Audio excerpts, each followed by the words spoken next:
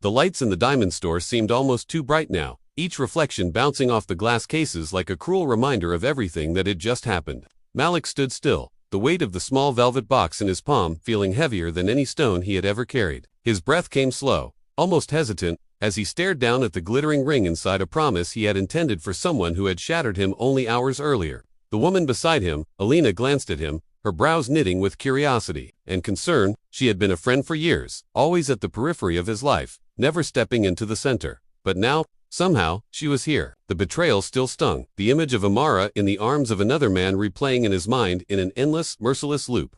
It had been like watching a fire consume something precious and being too far away to save it. Alina placed a hand gently on his arm. "Malik, you don't have to do this today," she said softly, her voice like a fragile thread trying to hold together a frayed piece of fabric. But Malik shook his head. His jaw tightened as he closed the ring box and turned toward the jeweler.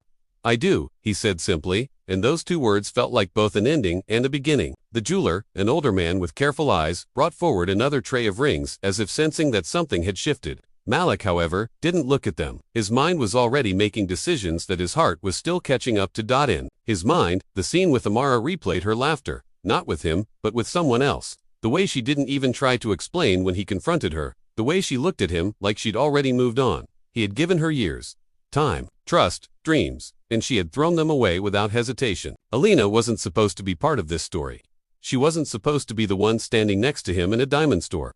Her hand just close enough to feel the warmth radiating from his skin, but far enough to respect the unspoken storm. Raging inside him, he thought about the nights he and Alina had talked, the times she had listened without judgment, the way she never demanded more than he could give. There was no betrayal in her eyes, only patience and an understanding that came from a place beyond friendship. He didn't know if what he was doing now was out of love, or out of the need to escape the ruins of the past, but he knew he couldn't go back, not to Amara, not to the man he was before. The jeweler placed the ring back into its box and slid it toward Malik. "Shall I wrap it for you?" he asked. Malik looked at Alina, really looked at her, and saw the uncertainty in her eyes. "No," Malik said, his voice steady. "I'll take it just like this." He turned to Alina, holding out the box. She blinked, clearly caught off guard. "Malik, what are you doing?" she whispered. And for the first time that day, he smiled, not out of joy, but out of the strange freedom that comes when there's nothing left to lose. "I'm asking you to take a chance on me," he said. Her breath caught, her hand trembling slightly as she reached out. Around them, the hum of the store faded, the world narrowing to just the two of them and the quiet, glittering promise between their hands. Malik knew it was sudden, maybe even reckless. But betrayal had burned away the hesitation in him, and all that was left was the raw, unfiltered truth. He didn't want to waste another second on someone who didn't want him, and maybe, just maybe, Alina had been the answer all along. The door chimed softly as Damon stepped deeper into the diamond store, the warm glow of the display lights spilling over rows of glittering engagement rings. His heart was still hammering, not from excitement, but from the storm of betrayal and disbelief that had carried him here. Just hours earlier, he had stood in the shadows across the street from her apartment. The woman he thought he would spend forever with. He had been ready to propose, ready to give her a diamond that would have been a lifetime promise. Instead, he had seen her with another man, their laughter cutting through the air like a cruel melody. Her hand rested on the stranger's arm, as if Damon had never existed. His stomach had turned cold. His chest felt hollow. And yet, here he was now, walking into a place he never expected to be for someone else. The jeweler, an older gentleman with silver hair and a crisp suit, looked up from behind the counter and greeted him with a polite smile. "Looking for something special today?" he asked. Damon nodded slowly, the words catching in his throat. "Yes," he said finally, his voice low. "Something unforgettable." As the jeweler began laying out a tray of rings, Damon's mind kept flashing back to the betrayal, the years of loyalty, the nights of dreaming about a shared future, the plans they made together, all erased in one moment. He had thought about confronting her, demanding an explanation, but the sight of her leaning into another man's embrace had been enough to silence every word. Instead, he had turned away and started walking, the city lights blurring around him, until he found himself in front of this store, and then he thought of her, not the one who betrayed him, but someone else, someone who had been there all along. Her name was Alina. She wasn't the woman he had planned to propose to, but she had been the one who had picked him up from rock bottom years ago, the one who had seen him through sleepless nights and celebrated his smallest victories as if they were her own. She had never asked for anything in return. Damon had kept her at arm's length, too afraid to let himself fall for someone again after the first heartbreak. But now, standing here under the white glow of diamond lights, he wondered if maybe the reason he had walked into this store wasn't just to escape the pain, it was to finally recognize who truly deserved his heart. Asterisk, the jeweler slid a simple, elegant ring toward him, the kind of piece that didn't scream for attention but commanded it through its quiet beauty. Damon picked it up, the cool metal resting against his fingertips. He pictured Alina's face when she saw it, the way her eyes might widen, the soft smile she might try to hide, and for the first time in hours he felt something different. Hope asterisk, he nodded to the jeweler. This one, the man carefully placed the ring in a velvet box, closing it with a soft click that seemed to seal Damon's decision. Payment was quick, the receipt folded neatly and tucked away, but Damon barely noticed. He was already thinking of where to find her, how to tell her, how to make sure she knew this wasn't just a rebound born of pain, it was the truth. He had been too blind to see before. Asterisk, the store door opened behind him as he stepped out into the evening air. The city was alive with motion, car horns and distant music weaving into the hum of life. But Damon walked with a single focus. The box felt heavier in his pocket than its size suggested, as though it carried the weight of every choice that had led him here. The lights of the diamond store reflected off every polished surface, turning the air into a prism of scattered rainbows. But his mind was far from beauty. Malik's chest felt tight, his breath shallow, as if the glass cases around him were closing in like walls. His hands, strong and calloused from years of work, were trembling, not from fear of rejection, but from the lingering weight of betrayal. Every time he blinked, he saw her face, not the woman standing before him now, but the one who had been his world for 5 years, the one who laughed at his dreams and promised forever. He could still hear the low, sharp whisper she gave him that morning, when she thought he didn't hear, the words that sliced through him like shards of broken glass. She had been talking to another man, telling him she was ready to leave. He had walked away quietly then, not because he was weak, but because some betrayals burned too deep to scream over. Now here he was, standing in front of a velvet-lined display, the sparkle of a diamond burning in his palm, and across from him stood Aisha, her eyes wide with confusion and something else, hope, maybe, or disbelief. She hadn't expected him to call her, much less ask her to meet him here. The world outside was still buzzing with life, car horns and laughter, but inside the store, there was only the low hum of the air conditioning and the faint clink of jewelry being rearranged by a clerk who was pretending not to watch them. Malik, Aisha said softly, her voice almost swallowed by the room. Why here? Why now? He swallowed hard. Because I'm tired of running from what's real, he said, his voice low but steady. And I know you've been right here all along. Her breath caught. They had known each other since high school, had crossed paths at odd times. A wedding here, a chance meeting in a grocery store there. Always just missing the moment, always stepping back before anything could spark. But now, Malik was standing close enough for her to see the faint scar under his left eye. The one she remembered from a fight he got into protecting his younger brother years ago.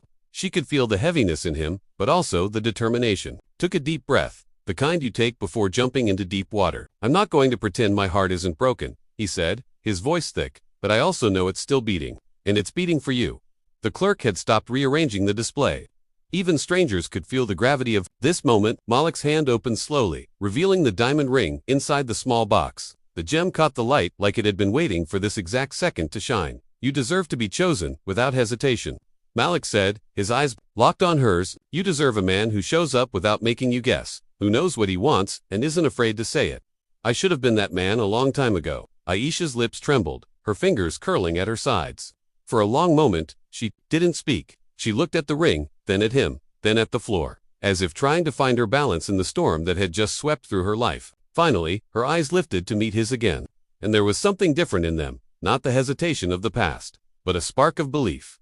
The store grew quiet after the laughter faded, the glittering lights above casting a golden glow over the polished glass counters. Outside, the city's evening rush softened into a murmur, the sun beginning to dip into streaks of amber and violet. Malik's hands rested on the counter, the cool glass beneath his fingers grounding him, though his heart still felt like it might burst. In front of him, the jeweler delicately placed the chosen ring into its velvet box.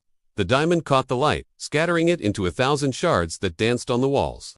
He stared at it, almost hypnotized, thinking how this little circle of metal and stone now held the weight of his future. But his thoughts kept flickering back to the betrayal, back to the woman who had once promised forever but left him stranded in the ruins of trust. It was strange how the human heart could be crushed and still find a way to beat again. Beside him, Alina, the woman who had brought light back into his life, was looking at him, not with pity, but with the steady warmth of someone who saw his scars and loved him anyway. She didn't know all of the details, not yet, but she knew enough to understand that this moment was more than just a proposal. It was a declaration that Malik was choosing love again. Despite the pain. Asterisk, the jeweler's voice broke through his thoughts.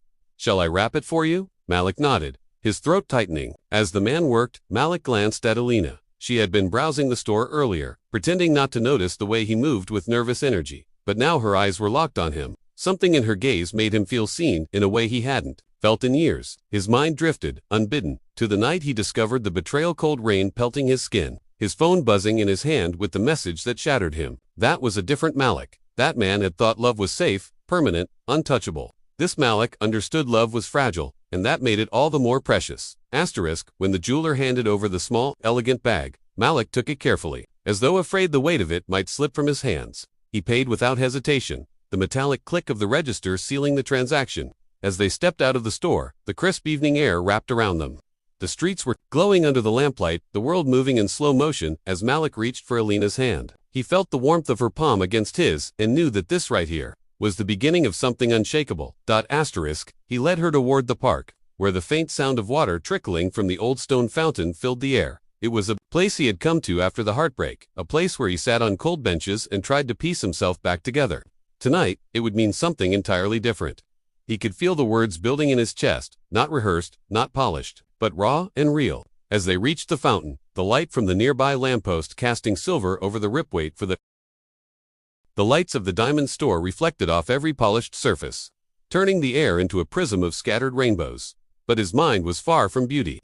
Malik's chest felt tight, his breath shallow, as if the glass cases around him were closing in like walls. His hands, strong and calloused from years of work, were trembling, not from fear of rejection, but from the lingering weight of betrayal. Every time he blinked, he saw her face, not the woman standing before him now, but the one who had been his world for 5 years, the one who laughed at his dreams and promised forever. He could still hear the low, sharp whispers she gave him that morning when she thought he didn't hear, the words that sliced through him like shards of broken glass. She had been talking to another man, telling him she was ready to leave.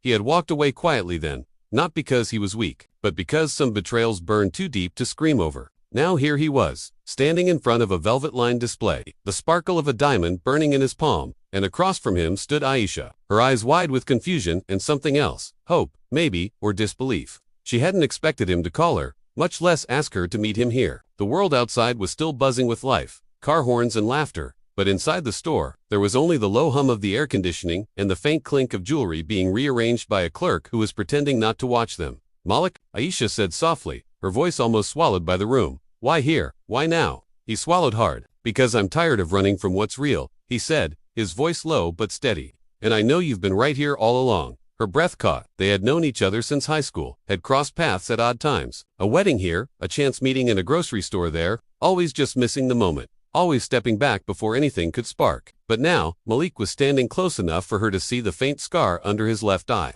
the one she remembered from a fight he got into protecting his younger brother years ago. She could feel the heaviness in him, but also the determination. Took a deep breath, the kind you take before jumping into deep water. I'm not going to pretend my heart isn't broken, he said, his voice thick, but I also know it's still beating, and it's beating for you. The clerk had stopped rearranging the display. Even strangers could feel the gravity of this moment. Malik's hand opened slowly, revealing the diamond ring inside the small box. The gem caught the light like it had been waiting for this exact second to shine. You deserve to be chosen without hesitation, Malik said, his eyes locked on hers. You deserve a man who shows up without making you guess, who knows what he wants and isn't afraid to say it. I should have been that man a long time ago. Aisha's lips trembled, her fingers curling at her sides. For a long moment, she didn't speak. She looked at the ring, then at him, then at the floor, as if trying to find her balance in the storm that had just swept through her life. Finally, her eyes lifted to meet his again, and there was something different in them, not the hesitation of the past, but a spark of belief. His breath came in sharp bursts as he stood there, still holding the small velvet box in his hand, the diamond inside catching the store's golden lights like it was mocking him. Moments ago, that ring was meant for the woman he thought he would spend his life with. For months he had been planning, saving, envisioning the moment. But now that vision was shattered like glass underfoot. The betrayal had cut so deep that his hands still trembled, not from the sprint he had made through the streets, but from the raw ache inside his chest. He could still see her face in his mind, smiling at another man the way she used to smile. At him, it was more than betrayal, it was a theft of everything he thought was real. And yet here he was, inside the diamond store. his mind spinning between rage and desperation. The saleswoman approached cautiously, her high heels clicking softly on the polished marble floor, sensing the storm in his eyes. "Sir, are you all right?" she asked in a voice that was soft but carried a note of curiosity. He nodded quickly, his jaw tightening. "I need something. Something that will speak louder than any words," he said, his voice a low growl. The woman glanced down at the box he already held, then back up at him. "That ring would already do that," she said with a small smile. But he shook his head. "It's not for her anymore." The words hung in the air like heavy smoke, and the saleswoman didn't ask the next question. I could see enough in his eyes to know the answer. He turned slightly, scanning the room until his gaze caught on another woman standing by the far counter. She wasn't dressed to impress. Her clothes were simple, her hair pulled back, her attention focused on a small silver pendant in her hands. There was something unguarded about her, something untouched by the games and masks of the world he had just escaped from. Her eyes lifted, meeting his, and for a heartbeat, time slowed. He didn't know her name, he didn't know her story, but something about her presence in that moment felt like an anchor, a strange calm in the middle of the storm. Without thinking, he walked toward her, each step measured, the decision hardening inside him with every breath. She blinked, surprised when he stopped just a few feet away. "I'm sorry," he said, his voice raw but steady. "This is going to sound insane." She tilted her head, curiosity flickering in her gaze.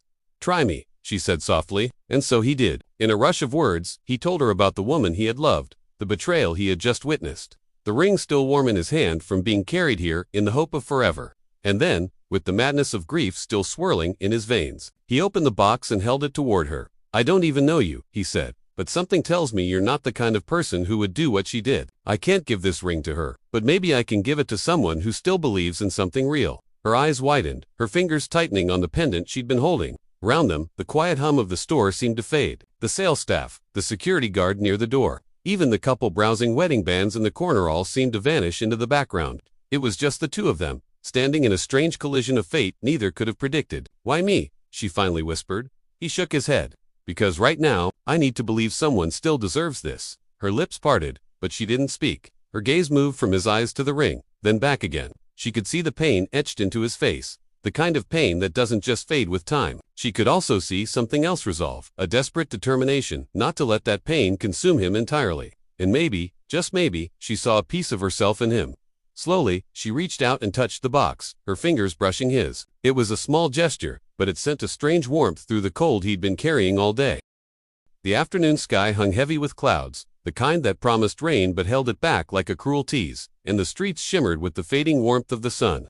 Michael's breath was uneven as he stepped off the curb, his polished shoes tapping against the pavement in rapid succession. His pace was urgent, his eyes darting from face to face in the crowd, scanning for anyone who might delay him. He could still feel the pulse in his temples, that deep, unsteady rhythm that had started hours earlier. When his world cracked wide open, he had never imagined betrayal would come in such a quiet, unceremonious way. No shouting, no grand revelation, no slammed doors, just a phone screen, glowing faintly in his hand, and the image he would never unsee, her lips pressed to another man's cheek, her eyes laughing, her body leaning into his as though she had forgotten entirely who Michael was. Her name was Amara, the woman he had once sworn would be his forever. For 6 years they had built a life together, a life Michael thought was unshakable. But that image had burned a truth into him he could no longer deny. The cold rush of reality had left him standing in the middle of his apartment, his thoughts scattering like leaves in the wind, and in the middle of the chaos, one thought stood above the rest. He would not be destroyed. If love had betrayed him, he would choose love again, but on his terms this time. That was why he was walking so fast now, his suit jacket flaring behind him, his hand gripping the small velvet box in his pocket that wasn't even purchased yet. He knew exactly where he was going. King's Diamond & Co., the most exclusive jewelry store in the city. Its windows gleamed like they were lit from within, and the gold lettering on the glass doors shone even in the dim light of the late afternoon. Michael pushed the door open, and was greeted by the cool, conditioned air, the faint scent of polished wood, and luxury perfume. Inside, the lighting was designed to flatter every diamond on display, sparkled as though the universe had trapped starlight just for them. "Good evening, sir," the salesman said, his voice smooth, his smile professional. "How can I help you today?" Michael's voice was low but steady. "I need a ring. Tonight, something unforgettable." The salesman's eyes flicked to the tailored cut of Michael's suit, the sharp line of his jaw, the quiet intensity in his expression. "Of course, this way." As they walked toward the glass cases, Michael's mind drifted for a moment to Layla. She was the one he had thought about in that split second after his heart had broken. Not Amara, not the man in the photo, but Layla, the woman he had once known before everything had gotten complicated. She wasn't someone from the glittering parties or the endless dinners with clients. Layla was real, raw, unfiltered, a woman who spoke her mind and never pretended to be anything she wasn't. Years ago, he had felt something for her, but timing and loyalty to Amara had kept him at a distance. Now, that barrier was gone. "Do you have something in a pear cut?" Michael asked, leaning over the case. "Yes, sir," the salesman replied, lifting a tray from beneath the glass and setting it carefully on the velvet counter. The diamonds caught the light, scattering it in 1,000 directions. Michael's eyes locked on one in particular, a pear-shaped diamond set in a slender platinum band, delicate yet strong, elegant but without arrogance. He picked it up, turning it between his fingers. For a moment, he imagined it on Layla's hand, her skin warm against his, her eyes widening in surprise, her lips parting in that way that always made him forget his words. "I'll take it," Michael said without hesitation.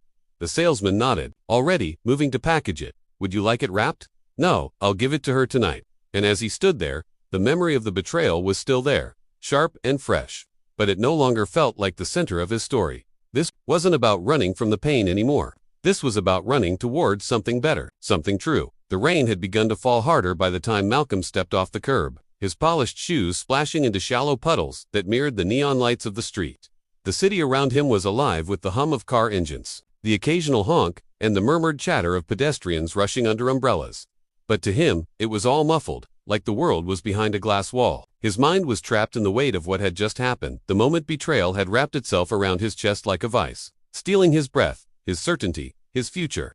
The apartment still smelled of her perfume when he had walked in, but the laughter coming from behind the bedroom door hadn't been for him. Her voice, soft and pleading, had broken into his heart like a thief as she begged the man with her to stay, to ignore the fact Malcolm might come home any second. It wasn't just betrayal. It was the open, careless kind that doesn't bother to hide. He had stood there, frozen, unable to move for what felt like hours, though it could have been seconds, until the stranger finally walked out with a nod, brushing past Malcolm like he didn't exist. She hadn't even chased him out the door. She just stared, unashamed, her silence heavier than any apology could ever be. That was 2 hours ago.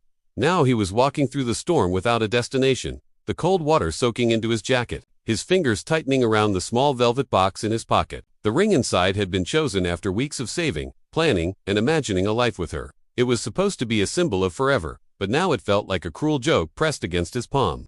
He didn't know why he hadn't thrown it into the gutter, why he hadn't hurled it into the night sky just to watch it disappear. Instead, he found his feet pulling him toward the part of the city where the storefronts gleamed brighter, where the windows were filled with watches, necklaces, and diamonds that sparkled like tiny frozen stars. The rain made the sidewalks shine like glass as he stepped beneath the awning of a high-end jewelry store. Inside, the warm glow of golden lights and the faint scent of polished wood felt like another world entirely, one untouched by betrayal. The salespeople moved with quiet precision, their voices hushed as they attended to customers browsing the glass cases. It was here, among the glittering displays, that Malcolm saw her. She was leaning slightly over a case of diamond necklaces, her hair catching the light in waves that shimmered against the backdrop of soft piano music. She wore no umbrella in hand, no hurried expression, only a calm poise, as though the rain outside didn't dare touch her. Their eyes met for a moment, a flicker, no more, but something in her gaze made his breath catch. It wasn't beauty alone, it was an unspoken recognition, the kind of look that makes two strangers feel as if they've crossed paths in another life. She smiled faintly, as if acknowledging that his coat was dripping and his shoes left dark marks on the carpet, but without judgment. He didn't know why he walked toward her, why he opened his mouth before his brain had caught up, but the words came anyway. "Looking for something special?" he asked, his voice low. She tilted her head toward him, her fingers brushing the edge of the glass. "Something that means forever," she said, her tone measured, almost testing. He thought about the ring in his pocket, about the life it was meant to seal, and something inside him twisted. "Forever," he repeated, almost like a challenge. For reasons he couldn't explain, he pulled the velvet box from his pocket and opened it right there under the warm light of the display. The diamond inside caught every reflection in the room, a prism of sharp, cold light that seemed to cut through the fog in his chest. "Would you take this?" The question slipped out before he could think of the implications, before he could even process the madness of proposing to a stranger while his ex's betrayal was still echoing in his mind. The woman's lips parted, her eyes flickering between the ring and his face. The salesman behind the counter froze, his hands still hovering over a tray of bracelets, sensing something unusual unfolding. "You don't know my name," she said finally, her voice soft but not rejecting. "Maybe. I don't need to," Malcolm replied, his voice steadier than he felt. The silence stretched between them, fragile and charged, until she reached out and touched the box with the tips of her fingers. Her smile was small, mysterious, the kind that could mean yes or no, salvation or ruin. And in that moment, Malcolm realized he didn't care which.